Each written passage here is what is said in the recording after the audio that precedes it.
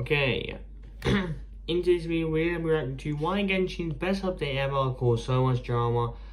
I'm going off the assumption the main bit of the drama is gonna be, there's probably other stuff, but it's gonna be the Master Stella Fortuna, I think it's called. Could be wrong, but I'm going off the assumption that's probably the main cause of drama. If you guys don't know, I think I said in my reaction, it's kind of annoying, especially when Genshin throughout that live stream, like more than once said, we don't want to make money, and the what is it, quote or something, we don't want to make money, which I've never ever heard. And with this, it's coming true. We don't want to make money. Literally, no, because 5 stars, of course, like it's made to go to whales. Whales will have mainly get the level counts 100. You could say it's for flex and stuff, but one, it's annoying the fact that they've launched it behind a paywall. Basically, you have to, like, no free, like, of course you get, if you play a lot and play every year, you can eventually probably get all of your characters level 100, but it'll take a while, a long time, more than needed. It's just super annoying that yeah.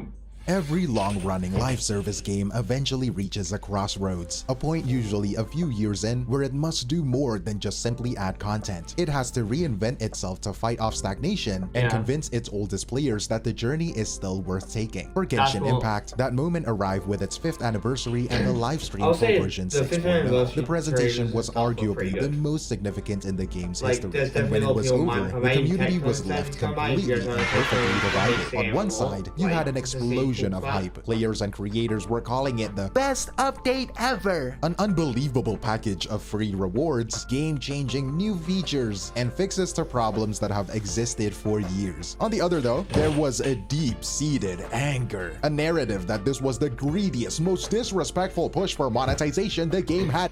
Yeah, once, like, looking behind a level 100, behind basically a free, basically Stella Fortuna. Now, thing is, I don't really care. All my characters are even level 9, so I don't really care much. That's the thing. But I'm gonna be annoyed with the fact that it's just gonna be stuck at level 9 until I actually get the Fortuna. But at the same time, you do get free constellations for characters you already have before. Samara and down, I think, right? Samara isn't down below Samara characters. So yeah, so my hotel. But when you actually listen to their points, they're not that far off either. So now it is important to state upfront that while the criticism has been loud, it doesn't mean the entire update was a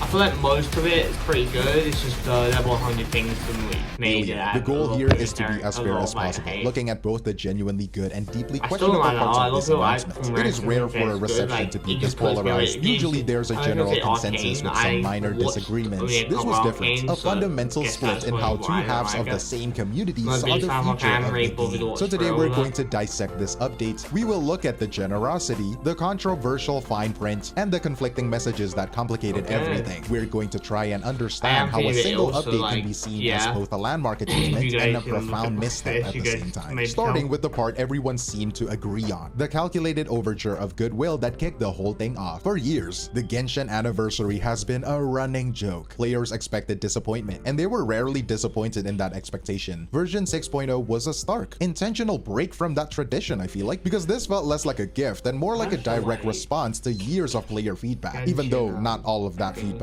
is being addressed. But you know what? A win is a win. I said that from that whole trailer, literally, my whole reaction. They said, we've addressed all the feedback, addressed every feedback, and this is what people have said. I didn't see a skip button on there once, and out of all of those, skip button has been mainly requested consistently, and the fact that other games do it is so annoying, because I play Zen Zero, right? I have a skip button there. I don't skip unless it's obviously needed. I mean, to be fair, a skip button there, I'm pretty sure you're going to skip like actual story stuff when it's on like the screen. But it's still needed regardless for people who continue. I don't bother skipping. You know what I'm saying? Dissecting the package they offered, each piece was clearly aimed at a very specific type of player. First, you have the universal appeal, 10 intertwined fates and 1600 primo gems. This is the baseline, the standard offering they have struggled to meet in the past. This time, it was the appetizer, and then they targeted mid-game players with free 5-star selector from the standard banner. This is an incredibly smart move for the players who has been stuck for 2 years without a Mona for their Morgana team maybe, or a Jean for their Sunfire team maybe. This is a game changer. It solves a specific long-standing problem for a huge portion of the player base and generates a massive amount of goodwill in return. And I think a free 5-star is always just nice. Next, they went after the veterans, the most loyal and likely most fatigued players. They did this with a new long-term event that promises up to 4. I saw the whole character selection, the Roblox Genshin thing. That's something gonna be fun to play 100%. I don't know if I'll play it consistently because I do get bored of those kind of things. Roblox, I do always on rough around Roblox right now. It's a big drama. I didn't want to talk about it, so probably won't. But yeah. 5-star constellations per year. This is a powerful retention tool. It is a slow drip of guaranteed progression for your oldest accounts, giving them a You can only pick ones you already have, by the way. Like, I already have Hudao, Sagabi, Kuta. If you don't have any of them, you can't. Like, it's from what I said, it's but it's also limited 5 stars, I think.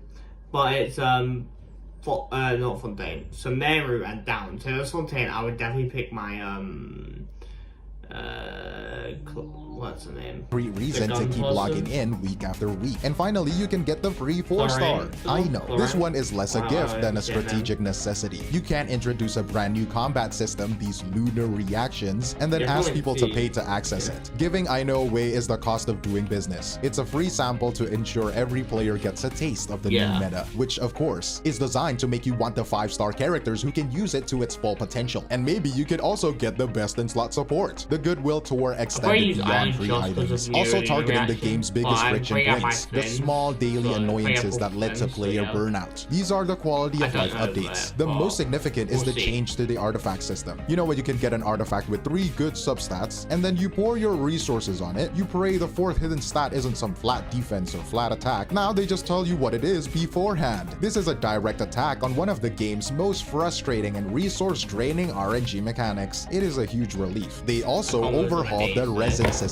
Condensed resin will now cost 60 and yield triple rewards. And you can spend 40 resin directly in a domain without crafting. It doesn't give you more energy, but it makes the daily grind significantly faster. It respects your time. I think this is great. Personally, I've been asking for this for a really long time. But the biggest promise for the game's long-term health, and perhaps the single largest driver of the hype, was the announcement of a brand new permanent game mode, Milastra Wonderland. This is a full-blown user-generated content, or UGC platform. So think of it like an in-game version of Roblox. Yeah, but really, I'm pretty sure there's probably user-generated content regardless before Roblox, but Roblox is the main people refer to when they talk about stuff. Like, you talk about Fortnite's new creative mode, you think of Roblox, don't you?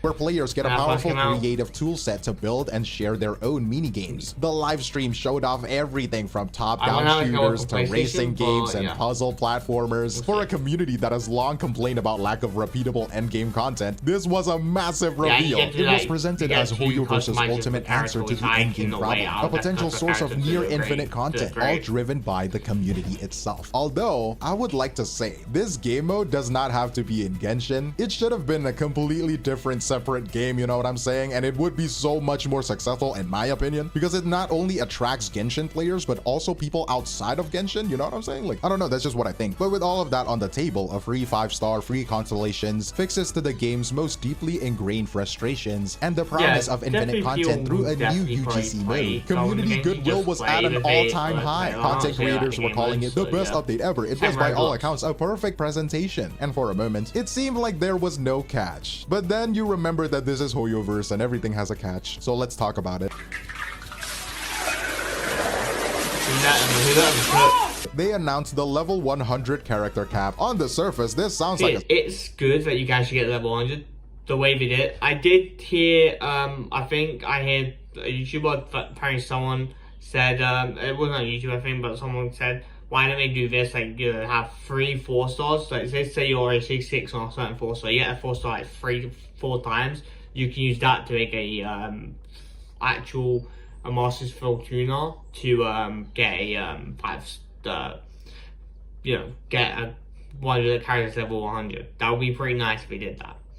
that would like standard make it feature more for a even, long-running more RPG, a new tier of power to work towards. But the discussion got very quiet very quickly when they explained how you actually do it. To ascend a character from 90 to 100, you need a brand new, very rare material called Masterless Stella Fortuna. How do you get it? It's pretty simple. All you have to do is pull another copy of a 5-star character that you already have at Thing is, no one's pulling for C6 past C6 regardless, so most likely you're gonna get a more standard like witches for if you leave the 650.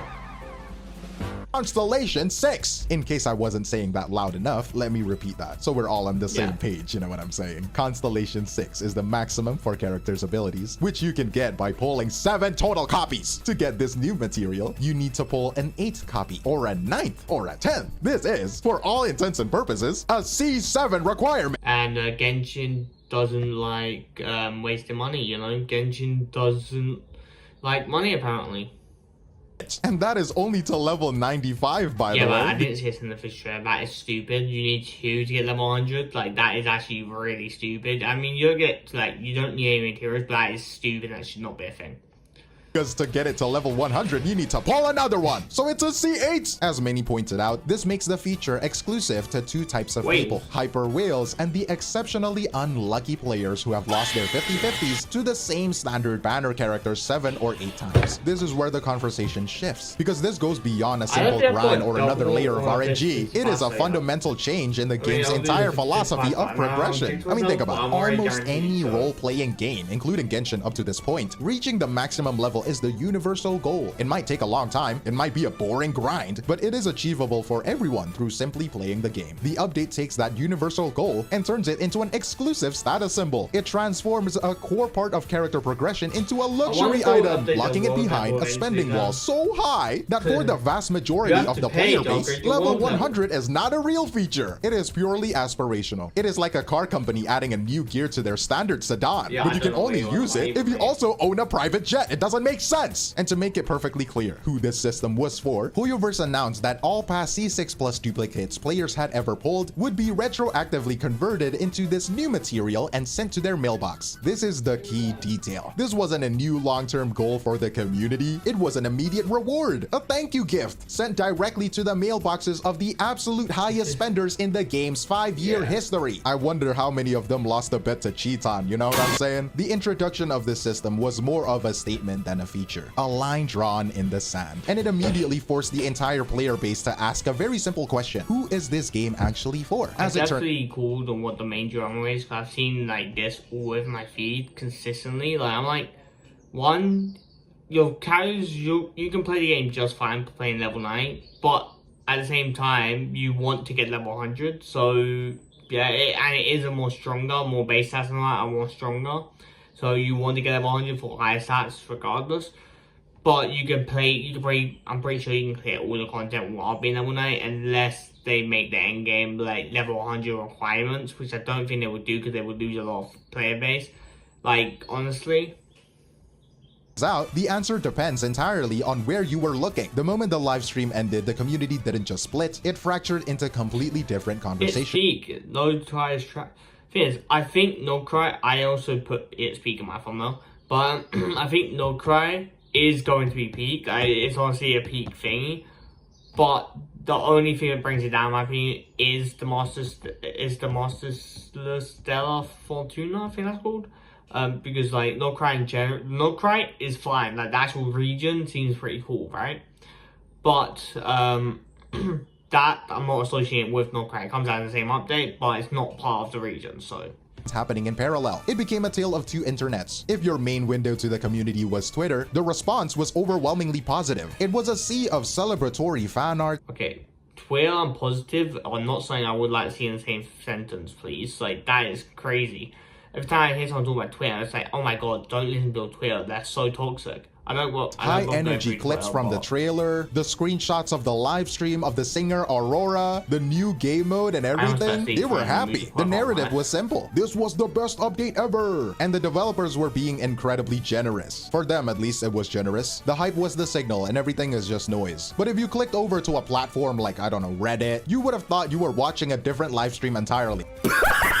Because there, the conversation was immediately deep analytical and in many places deeply critical. The front-loaded hype of the free rewards was quickly brushed aside to focus on the long-term implications of the new systems. Thing is, like, I feel like half the people who are complaining do care, half the people aren't, because on the other side, a lot of people will take anything to this Genshin, like that's any game to be honest. Like some people probably take a lot of stuff to this Roblox, or Roblox is you can disavow anything now because of the whole not allegations, but like the whole like drama that's happening over there. And yeah, I have watched other videos related to that. But with Fortnite, you can see Disney like saying, oh, I don't really know exactly what you did this for, but there's stuff people do just for regardless. Like, oh, Fortnite ruined every collab. Well, Fortnite's a collab game, basically, stuff like that. We're already debating the statistical impact of the C7 requirements, calculating the future power creep this would inevitably introduce, and picking apart the fine print of the free constellation system. Yeah. They noted that the pool of available characters seemed carefully curated to exclude powerful game-changing early constellations from characters like Kazuha, Yelan, or Raiden Shogun. Instead, the options were largely limited to units. That is stupid, to be honest, because, yeah. But then again, the whole main thing is like getting, if your character's no C6, you can get Master's Fruits thingy from Duna. Whose first or second constellations offer more marginal benefits, making the quote-unquote gift feel less impactful than it appeared on the surface. It was a conversation focused on the systems beneath the spectacle. This divide, however, went deeper than social media platforms. I'm still happy I'm getting a free 5-star constellation. Got all my 5 stars are C0, so...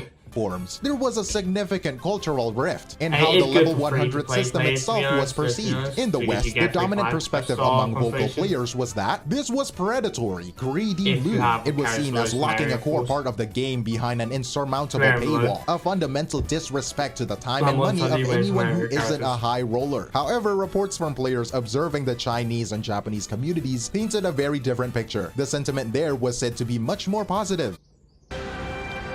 And a much more advertive. So Ultra still manage.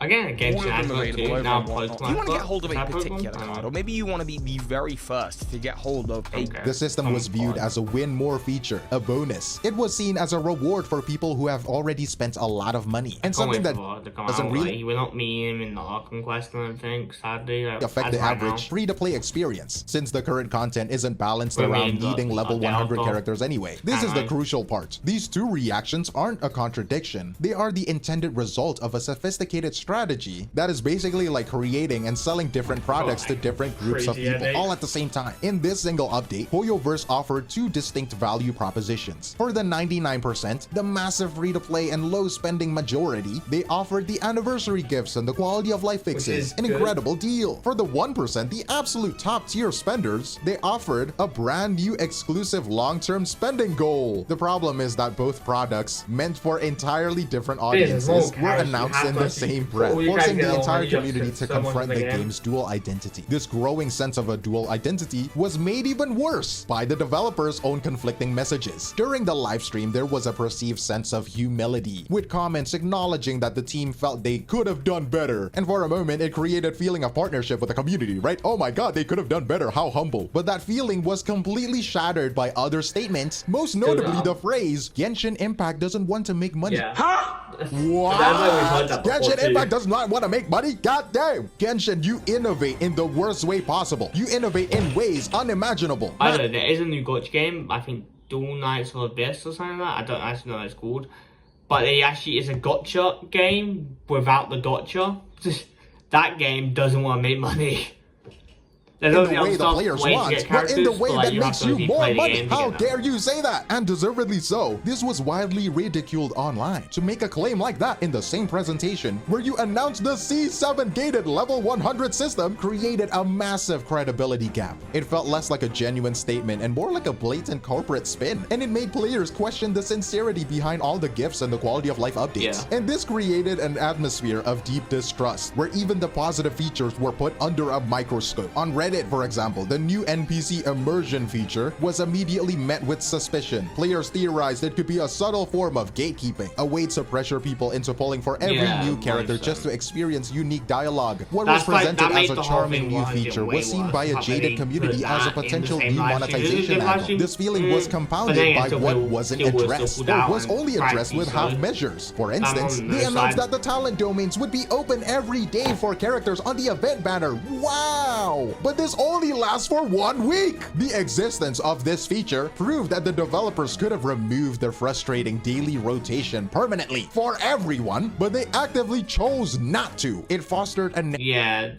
daily. I know a lot of people want them to remove daily rotations because it realistically is annoying. If you want to farm a character, you basically have. If you want to farm a bunch of characters or even one character, you have to remember to come on certain days of the week just to farm that, and it's super annoying because I forget if I can farm when I'm on, and it says, "Oh wait, this thing's open, like this weapon or stuff like that." I will farm. But if I'm not, if it's not another day, I will try and remember to come on if I actually make plans for it, but I most likely won't. Narrative that they were only willing to fix surface level friction with temporary solutions, while core frustrations like the complete lack of dialogue skip function. Literally, they need to add a skip button. Once they have a skip button, almost all the community will be super happy. I'm pretty sure no one can complain if they have a skip button. I mean, they'll probably still complain at the thing, but the skip button would definitely keep people like, oh my god, finally. It's been 5 years. Remain untouched. This created a profound sense of dissonance when they also announced their goal for the game to last another 10 years and even 20 years, asking for a long-term faith from the community. They were actively giving reasons to distrust them. But you know, but anyways, where does this all leave us? The key to understanding version 6.0 is realizing that it isn't one thing. It is not simply good or bad. It is simultaneously the most insane best ever update Genshin Impact has ever had, and also the one that introduced its most exclusive and predatory monetization mechanic. It is an update that successfully addresses years of complaints about the daily grind. I'm still gonna play no grind 100%. Like, I'm definitely upping on the first, like, when the update drops. If I'm not ill on the stuff and I'm feeling alright, I'll hop on when the update drops. It's on 10th of December. When is that? I'm just looking when the banner ends. It's like 6 days or something, right? Come on, Genshin ready. So the banner right now is like on the other side. 6 days, 19 hours, 12 minutes. So probably another day on the next 7 days, give or take, probably. Okay, normally ends lackluster rewards, while at the same time making a much higher wall between the game's highest spenders and everyone else. It is important to understand that this isn't a contradiction. It is a business model. Hoyoverse isn't trying to save a failing game. They are restructuring a to realize it is a company and they obviously make company stuff, and it is considered a gotcha game, which means it is a pay to win, yeah, I guess. And they also added a PvP mode, I'm pretty sure. So that's pretty nice. Massively successful one for a long-term viability. They are doing this by creating 2 distinct parallel experiences. For the vast majority of the player base, the game is becoming a more rewarding and accessible journey. For that top percentile of players, it is becoming a new, nearly limitless spending path with an exclusive prize at the end. This update absolutely lays the groundwork for the next several years of content. The soft reboot of exploration and not cry, the potential of the user-generated content mode. These are huge foundational changes that will keep the game relevant. However, the central conflict, the one between its welcoming free-to-play friendly gestures and its incredibly exclusive whale-focused systems, is now a permanent baked-in feature of the game's identity. But I am curious to hear where you land on this. Let me know your thoughts below. Thanks for watching, and that is all from me, Glaive Geo, and I will see you in the next one. Cheers! Pretty good video. Pretty sure you can just skip the Natlan story quest, but if you're a returning character, you can just skip the Natlan story quest.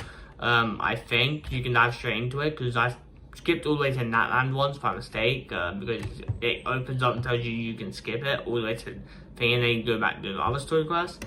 I don't know if that's like out for like a certain amount of time, but you can skip it if you want to do the North story quest again, the North and all that, which is good. If you're obviously not based on the story, but you also don't want to know what happens in Ukraine, and you also already know what happens in the other stories. One say good. Yeah, I can wait for Ukraine to drop. Of course, this whole drama is unfortunate, but at the same time, Genshin does deserve it, because what the hell? You're looking this by level 100, like that's like the main issue I personally have. It doesn't affect me, but at the same time it's annoying as hell. I say my head's killing me. But yeah, that's really just, those all make sense. There's obviously some Genshin normally just hating the game, also hating on it. There's Genshin people who don't hate on the game. I enjoy it because obviously Tecto hasn't really seen the level 100 thing. I'm pretty sure he's only seen the trailer. I deal with Tecto occasionally, and I've seen his Genshin hate videos. He said he might come back for the Genshin content because it looks like it'll be fun, and it looks like it'll be good, and it actually looks nice. And that's why I'm someone who always shits on the game. So yes, you know how I feel. Without further ado, I'll see you guys next time. Bye.